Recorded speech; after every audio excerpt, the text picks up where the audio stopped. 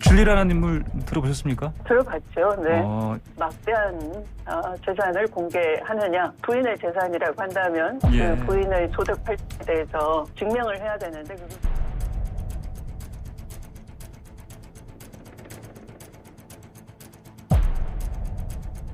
네. 전 법무부 장관이 라디오에서요. 네네.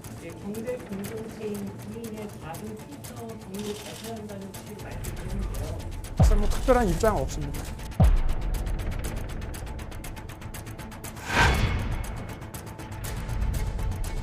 치열한 당내 상호 경쟁, 아직 도덕성, 그거 다 하고 난 뒤에 된 후보가 대통령이 나왔어요. 이명박 박근혜 정권 때 BBK가 나왔고 최태민이가 나왔어요.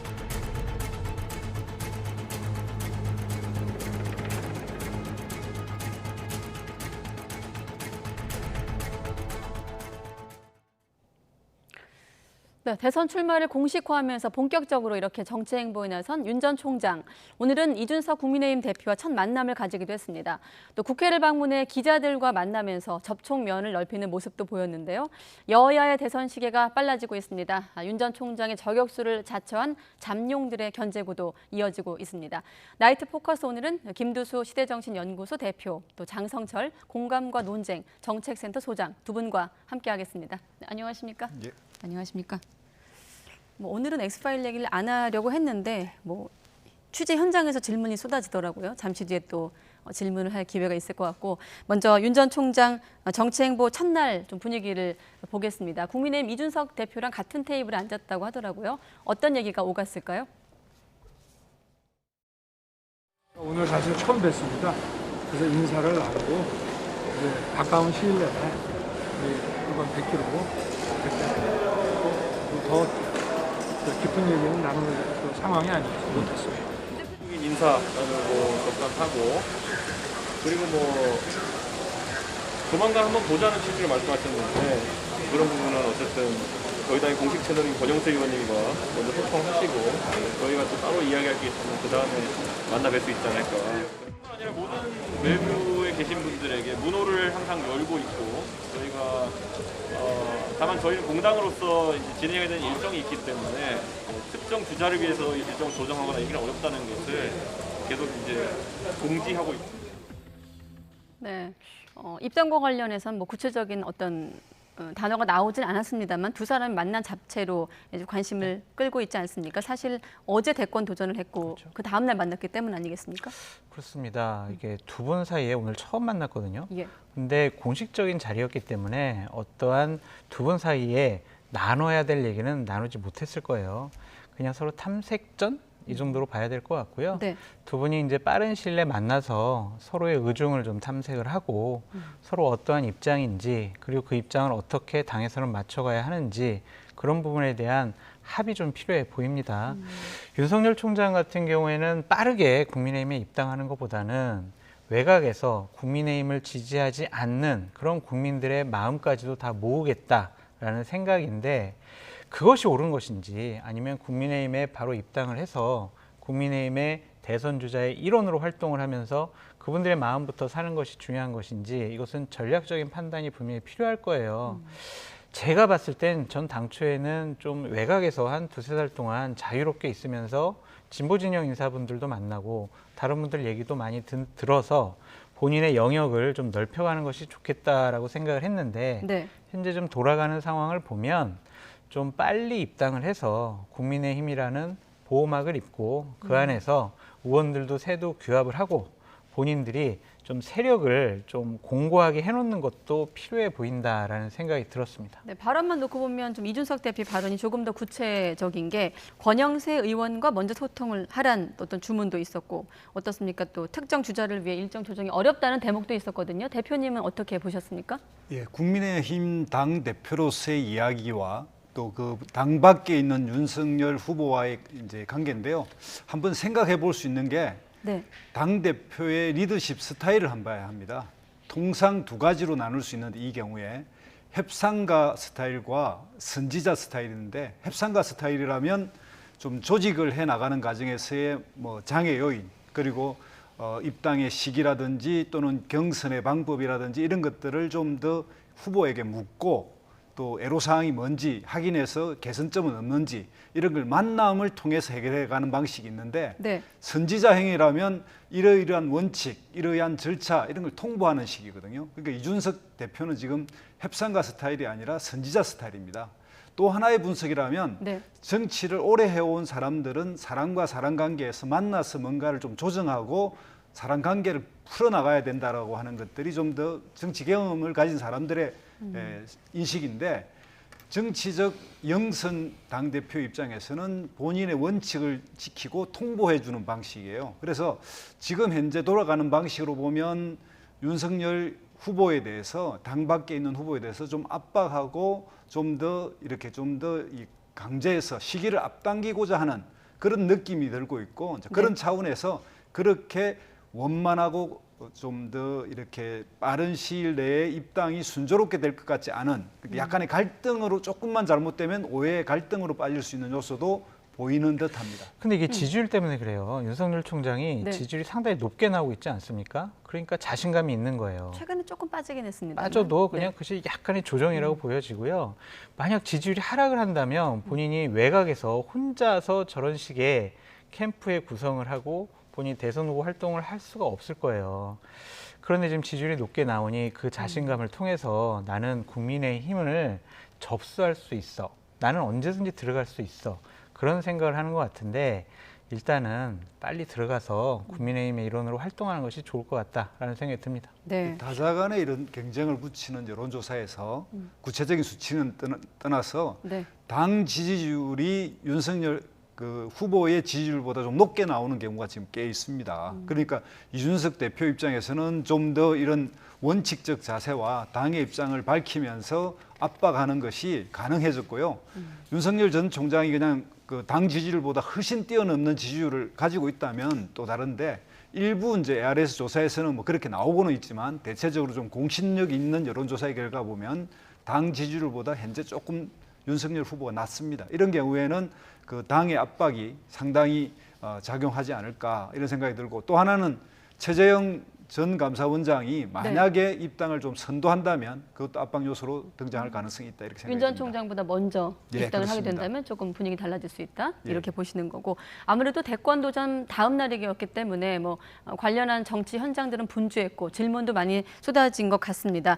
연일 또 날을 세우고 있는 추 전 장관의 어떤 발언으로 인한 공방도 있었는데요. 한번 듣고 두 분과 또 얘기 나눠보도록 하겠습니다. 2천만 원밖에 없던 검사가 어떻게 60억 이상 막대한 재산을 공개하느냐. 부인의 재산이라고 한다면 그 부인의 소득 팔자에 대해서 증명을 해야 되는데 그걸 볼 수가 없다. 공개적으로 묻겠다라고 했어요. 네. 그래서 그게 경제 공동체라고 이미 그 윤석열 대선 후보께서 이미 그 검사 시절에 그렇게 밝힌 바가 있기 때문에 조국 전 장관에 대해서 또 박근혜 최순실 게이트 수사하는 특별 검사로서 그렇게 말을 한 것이 있기 때문에 뭐 본인도 역시 경제 공동체의 입장에서 제대로 밝혀야 되겠죠. 오늘 추미애 전 법무부 장관이 라디오에서요, 이제 경제 공동체인 부인의 자금 출처 정리를 밝혀야 한다는 취지로 말씀을 했는데요. 이에 대해서는 좀 어떤 입장을 갖고 계신가요? 글쎄 뭐 특별한 입장 없습니다. 네. 사모님께서 직접 인터뷰도 하셨던데 그거는 좀 보셨는지. 글쎄 뭐 무슨 말씀을 하시는 거죠? 오늘 김경희 여사께서 직접 육성 인터뷰를 하셨던데. 제가 아침에 그 일찍 행사 나오느라고 한번 챙겨 보겠습니다. 장성철 씨가 X파일 구체적인 앱이 나와 있다고 했는데 그거 확인하시고 신분증. 죄송합니다.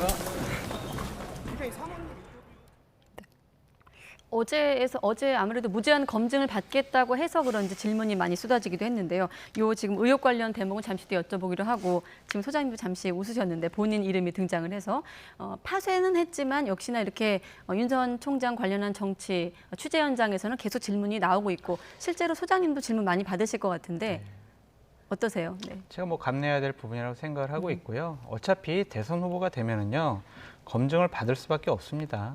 그것은 정책 검증을 받을 수도 있고 네. 본인의 도덕적인 부분을 검증받을 수가 있는데, 지금은 윤석열 총장에 대해서는 본인이 정책에 대해서 얘기한 게 없어요. 그렇기 때문에 정책에서 뭐를 기자분들이 물어보기가 어려운데, 이제 이러한 도덕적인 문제, 정치를 처음 시작하는 분이잖아요. 네. 그리고 여러 가지 뭐 소문들이 많이 있기 때문에 기자분들의 질문이 이런 것들에 대한 해명을 해라라는 식의 질문이 많이 나올 것 같아요. 그러니까 이 부분에 대해서 윤석열 총장 측은 냉정을 유지해야 합니다. 냉정을 유지하고 본인들이 얘기할 수 있는 사실에 근거한 해명을 제대로 잘 해야 돼요. 저런 것들이 지금 얘기하시는 것처럼 나 뭐 해명할 말 없다라는 식의 특별한 입장 없다 이런 얘기를 한다면 기자분들은 계속 물어볼 수밖에 없고, 여당에서 가만히 있겠습니까?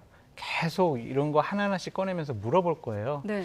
초창기 처음에 어떻게 제대로 된 해명을 하느냐가 윤석열 총장의 대권 가도의 중요한 하나의 스텝이다라고 말씀드려요. 네, 윤 전 총장 측에서는 이제 장 수장님이 제기하신 그 엑스파일의 실체가 없기 때문에 파쇄했기 때문이라는 또 근거를 대기도 하거든요. 그렇죠. 파쇄는 어떤 식으로 했는지도 궁금한데, 사실 뭐 본질하고는 조금 거리가 있습니다만 시청자 여러분들의 좀 이해를 돕기 위해서. 지난 수요일 날 밤에 예. 제가 집에 가서 하여튼 제가 손으로 다 갈기갈기 찢어가지고 제가 쓰레기통에 분쇄기를 이용하신 건 아니고. 집에 분쇄기는 없고요. 이런 질문들도 있으실 것 같아요. 진짜 파쇄했느냐, 뭐 따로 더 챙겨놓은 거 사본이 있는 거 아니냐, 뭐 이런 질문들도 많이 있을 것 같아요. 그런 질문도 많이 받는데 네. 그걸 갖고 있는다는 것 자체가 여러 가지 정치적인 불필요한 또 오해를 많이 낳을 수 있고, 네.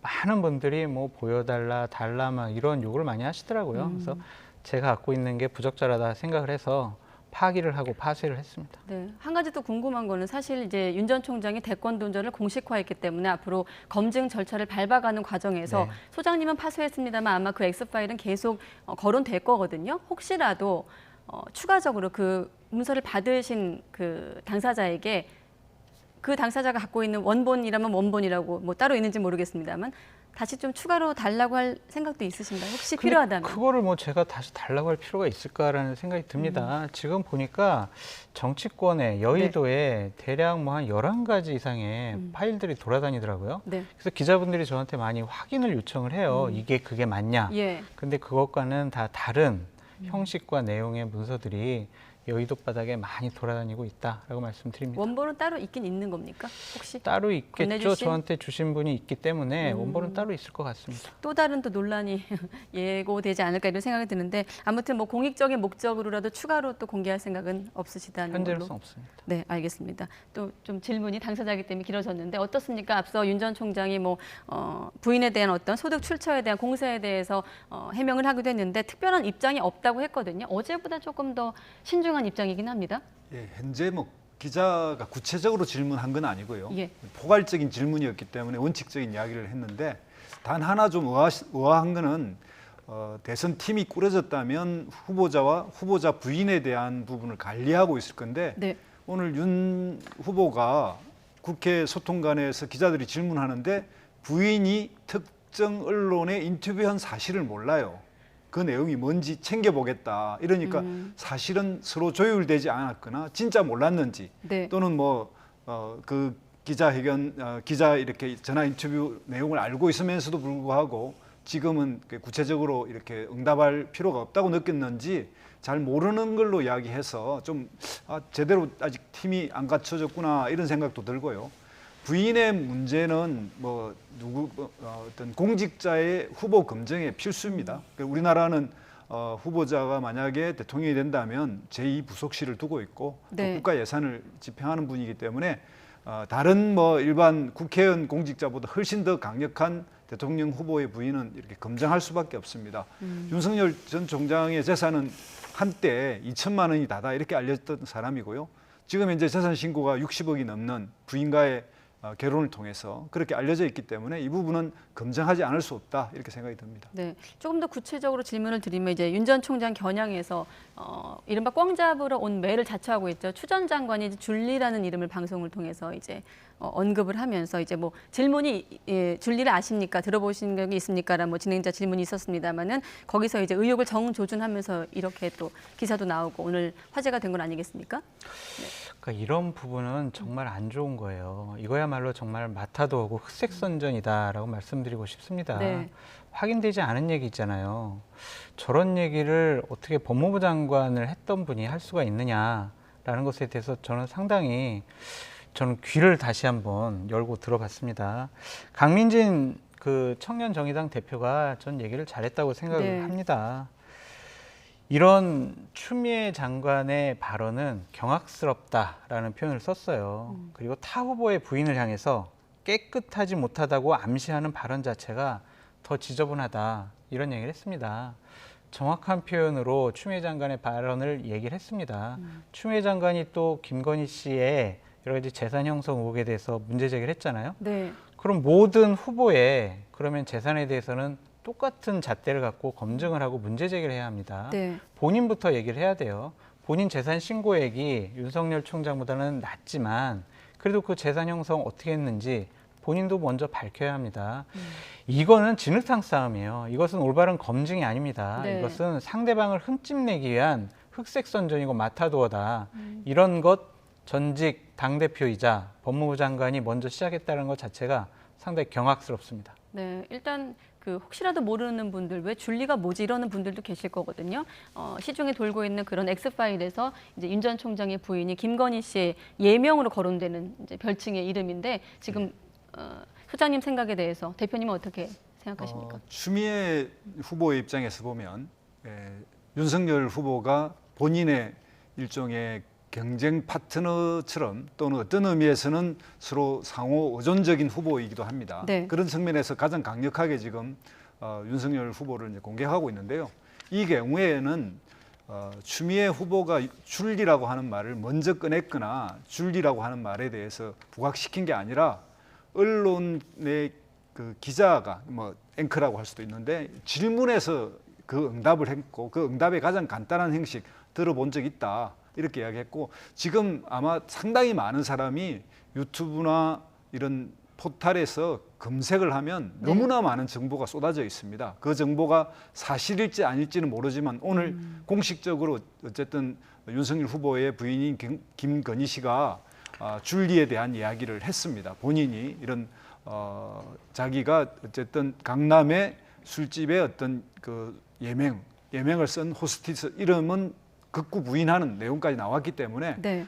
본인이 그 사실을 알고 있는 사람이 있다면 나타날 거다. 그러니 얼마든지 나는 그 부분에 자신 있다 이렇게 이야기했으니까 지금부터 이제 검증의 출발이고요. 그 부분에 대해서 누가 뭐 특정 대선 후보가 그걸 해명하라 먼저 공격한 게 아니라 본인이 스스로 먼저 특정 언론과 인터뷰를 했기 때문에 이제 시작되지 않을까 이렇게 생각이 듭니다. 네. 또 한 가지 기자들도 질문 중에 많이 나왔던 질문이 이제 이동훈 전 대변인의 금품 수수 의혹과 관련된 질문입니다. 뭐 큰 틀에서 보면 이제 인사 문제이기 때문에 아마 그런 질문이 나왔는데 뭐 이를테면 종편 앵커도 연루된 사건 의혹 아니겠습니까? 사전에 알았는지가 이제 관건이 될 텐데 이런 부분들은 어떻게 좀 대응해 나갈까요? 제가 봤을 때는 이동훈 전 대변인이 이것을 직접 얘기하고 저 그만둘게요. 일신상의 사유입니다. 개인적인 사유입니다. 내고 구체적인 사안을 얘기는 안 했을 것 같아요. 그날 제가 보니까 일요일 날 아침 한 7시쯤에 그냥 사의를 표명했다라고 속보가 벌써 뜨더라고요. 예. 그런 거 보면 구체적인 사안은 몰랐을 것 같고 윤석열 총장이 처음 정치를 하다 보니까 여러 가지 초창기에 지금 이상한 불미스러운 일들이 좀 많이 나타나고 있는데 초반에 수습을 잘 하게 되면 이것은 또 전화위복의 계기가 될 것이다 라고 저는 생각해 봅니다. 어떻게 수습을 좀 해나가야 될까요? 탄탄하게 꾸려야 돼요. 그러니까 예를 들면 윤석열 총장께서 이제 정치를 하겠다는 거잖아요. 네. 그러면 정치를 잘 아는 참모들을 옆에 둬야 돼요. 본인은 검사였고 법조인 출신을 많이 아니까 그분들이 정치적인 영역까지 조언을 하고 여러 가지 구성을 한다는 것은 상당히 위험스러운 일이에요. 그러니까 야구 선수가 갑자기 축구 선수 하겠다고 그러는데 지금까지 야구 코치를 했던 사람들이 다시 축구 코치까지 하겠다고 하면 그게 제대로 된 코치가 되겠습니까? 그러니까 정치라는 영역에 대해서 네. 어느 정도 전문가들이 있어요. 그분들의 조언을 잘 받아들였으면 좋겠다라는 생각이 듭니다. 네. 자, 윤 전 총장 출마 선언 이후에 연이틀 이제 맹폭을 이어가고 있는 것은 비단 민주당 뿐만이 아닙니다. 뭐 발언만 놓고 보면 여당 인사처럼 들리기도 하는데 거치게 좀 견제구를 날리고 있습니다. 홍준표 의원 얘기도 한번 들어볼까요? 97년도 이해찬 총재가 우리 당 후보가 됐지만은 자녀 경력 문제 부분을 경선 때 논의가 되지 않았어요. 본선에 들어가니까 그게 터지기 시작하니까 우리는 2번이나 10년 동안 정권을 해왔어요. 경선의 목적이라는 것은 치열한 상호 정책 검증과 도덕성 검증 그리고 재반상 모든 것에 대한 검증이 이루어져야 합니다. 이명박 박근혜 경선 때 BBK가 나왔고 최태민이가 나왔습니다. 그때 한번 다 살펴보시죠. 그거 하지 말고 우리끼리 그냥 초대하자. 그럼 정권 창출 못합니다. 네. 홍준표 의원을 통해서 BBK도 소환되고 최태민 씨도 소환됐습니다. 그러니까 이제 경선 참여해서 같이 경쟁하자 이런 얘기 아니겠습니까? 검증 받아라. 예, 한국 이제 정치에서 두 사람 간의 경쟁이 가장 치열했고 예선이 곧 결선이다 이런 이야기가 나온 그때가 2007년 한나라당 경선입니다. 네. 그러다 보니까 그때 당시에 엄청난 검증이 있었죠. 그런데 사실 이런 검증이 한국 사회에서 정책으로서 비전, 그러니까 대통령은 앞으로의 미래를 끌어갈 리더십을 보여주는 거니까 그 부분에 대해서 집중해야 되는데 그 부분 전에 과연 이 사람이 자격이 있는가 없는가 이 문제를 먼저 집중할 수밖에 없고 그 점에 있어서는 한국 사회가 전통적으로 우리가 유교적 영향을 받아서 도덕적 명분과 도덕적 그런 어떤 수신제가 이런 부분에 너무나 치중하는 경향은 있습니다. 그래서 그 부분이 앞으로 좀 개선은 돼야 하나 현재 이 상황에서 보면 윤석열 후보를 포함해서 지금 국민의당 후보 전체가 이 검증, 기본적인 검증을 피해갈 수 없는 상태인 것 같고요. 아까 이제 그 이동훈 전 대변인 문제도 결국 일신상의 사유로 이제 그만뒀지만 여기 네. 계신 우리 장성철 소장의 엑스파일하고 연결되는 바람에 과연 그때 그것 때문에 했나 뭐 이런 이제 여러 추측이 있었는데 네. 이제 오늘에서 알게 된 게 이게 이제 이 업 관련 청탁 문제라고 경찰이 지금 내사 상태에 있다는 게 이제 알려져서 네. 그나마 엑스파일과 관련된 게 아닌 게 다행인 것 같고요. 또 하나 이렇게 윤석열 총장이 좀 생각해야 될 것은 이런 대변인이 언론인 출신들이 하는 것은 공보 영역의 이야기인데 냉정하게 보면 정치의 전략과 정무 감각이 있는 사람이 대변인을 맡아서 거기에서 어떤 공보에 감이 있는 사람이 맡아야 되는데 그 점에 있어서 너무 언론인에게 의존하다 보니까 제대로 검증하지 못하고 또 특정 언론에 치우친 대변인 선임이 불러온 어떤 후과였지 않았나 이렇게 생각이 듭니다. 네, 끝으로 이 부분은 어떻습니까? 짧게 여쭤보면 공식 SNS 계정이 활성화됐다가 또 비활성화됐다가 사실 저도 어제 들어가 봤는데 잘 안 들어가지더라고요. 일단은 뭐 뜨거운 관심 때문이었다 이렇게 알려지고 있는데 SNS를 통한 윤석열의 정치 어떻습니까? 어떻게 좀 대응할 수 그렇게 있을까요? 큰 의미를 둘 필요는 없을 것 같아요. 그냥 공개적으로 관리하는 팀이 있을 겁니다. 거기서 공식적인 정제된 그런 뭐 사진과 단어들, 용어들을 써서 그냥 윤석열 총장의 생각과 일정들을 좀 알리는 정도일 것 같아요. 제가 지금 들어가 봤더니 대략 8,499명이 지금 팔로우가 되어 있고 오늘도 여러 가지 뭐 기자회견 했다든지 얘기한 것들을 올려놨더라고요. 네. 이런 것들이야말로 그냥 국민들에게 저는 이런 일을 하고 있어요 라고 그냥 알려드리는 거다. 그 이상의 큰 의미를 두기는 어렵다라고 보여집니다. 네, 알겠습니다.